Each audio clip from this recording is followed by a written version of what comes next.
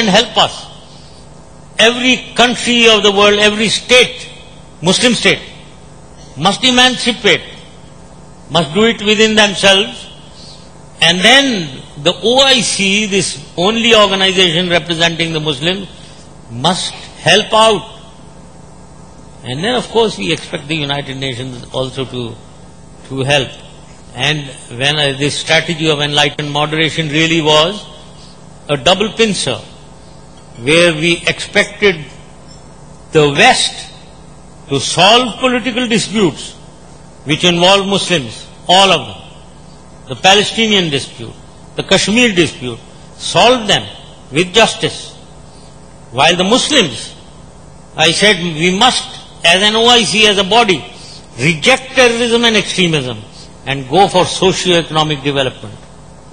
This was the strategy of enlightened moderation which I proposed back in 2006. And we moved ahead, may I say, on this, that we had started restructuring the OIC in accordance with what I said. We moved slow, I know, we moved very slowly, and a lot of hurdles were created. I think this world doesn't believe it, it's more a believer in status quo, frankly. To break status quo is that much difficult, really. But one has to persevere and one has to keep moving ahead for the sake of emancipation of the world, for the emancipation of the people of the world.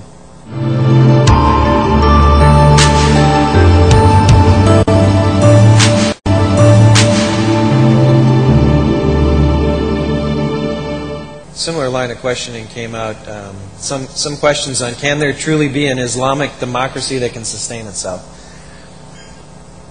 Yes, indeed. I mean, this shows that maybe there is a perception that Islam is opposed, contradicts democracy, is in conflict with democracy. Islam is not at all in conflict with democracy. Islam is very democratic, when Islam is also secular. Now, unfortunately, there is a misperception that when you are talking of an Islamic republic, you are against secularism and you are against democracy. That is not true. That is not correct. Islam believes in democracy and in secularism, the rights of minorities. So I don't think it's in conflict with democracy, but all that I would like to say is that every country, and especially Islamic countries, have their own environment.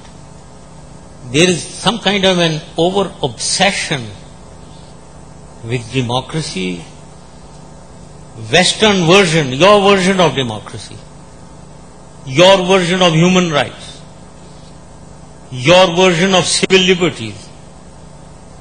While I keep saying that there is a lot of difference between your society and our society, every country's society. You're talking of human rights, and the media shows a lot of police atrocities in Pakistan or in many developing countries, without understanding that here in the West, if there is an incident, you put a small yellow tape and no individual crosses that yellow tape because you are so disciplined and educated. You erect barbed wires and walls and people will jump over the walls and over the barbed wire if you do that in Pakistan. So what does the police do? They obviously start hitting with batons and all that. So it's a different environment. What I'm trying to say, it's a different environment where we need to adjust to ground realities of people and then execute democracy and civil liberties and human rights in accordance with. You cannot, ladies and gentlemen, bring about a change in a society. You cannot impose a change in a society. Society transforms, ladies and gentlemen. And that is my belief.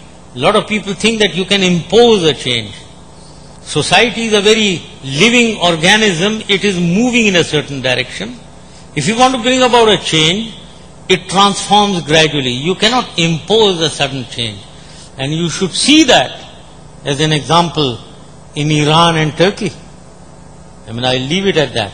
Okay. No imposition is possible to transform societies. There were several questions, and we'd be remiss if we didn't go into the nuclear situation. This one question was, are you worried about nuclear weapons falling into the hands of extremists in Pakistan? Well, this is a concern of the world. But I would say no, there is no such problem. Why? I would like to explain why.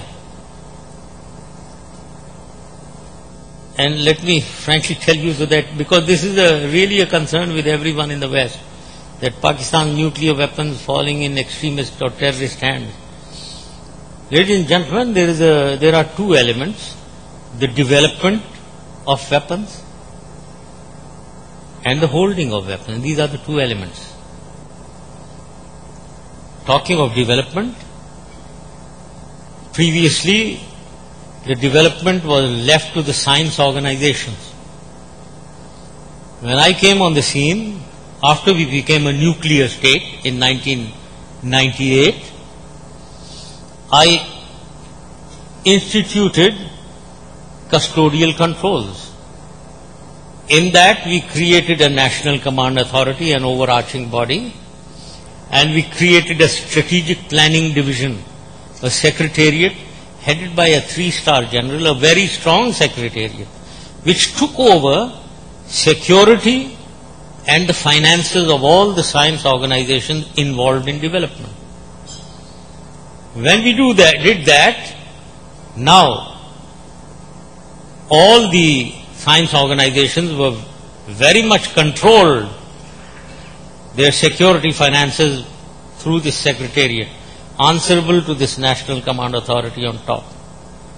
So therefore, the development part got well under control, which was not the case before this organization was made.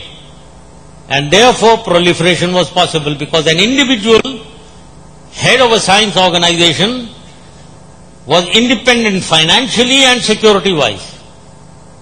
He could do anything with the money, and this was the development. Then was the holding part.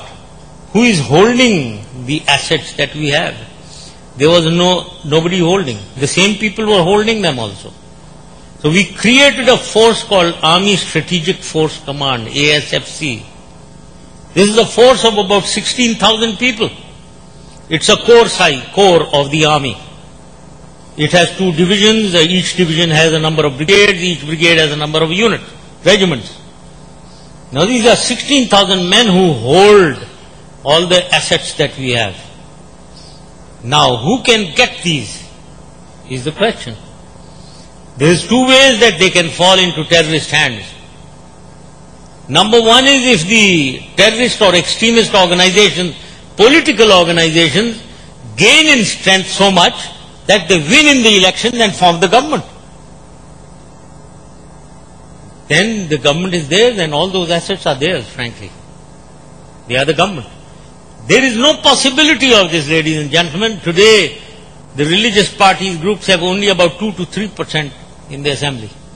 And I don't see them at all winning in any elections in the near future. Okay. The other way that they can fall in their hands is if a group of people were to attack physically and take over those assets from whom? From the army. They'll have to defeat this core of the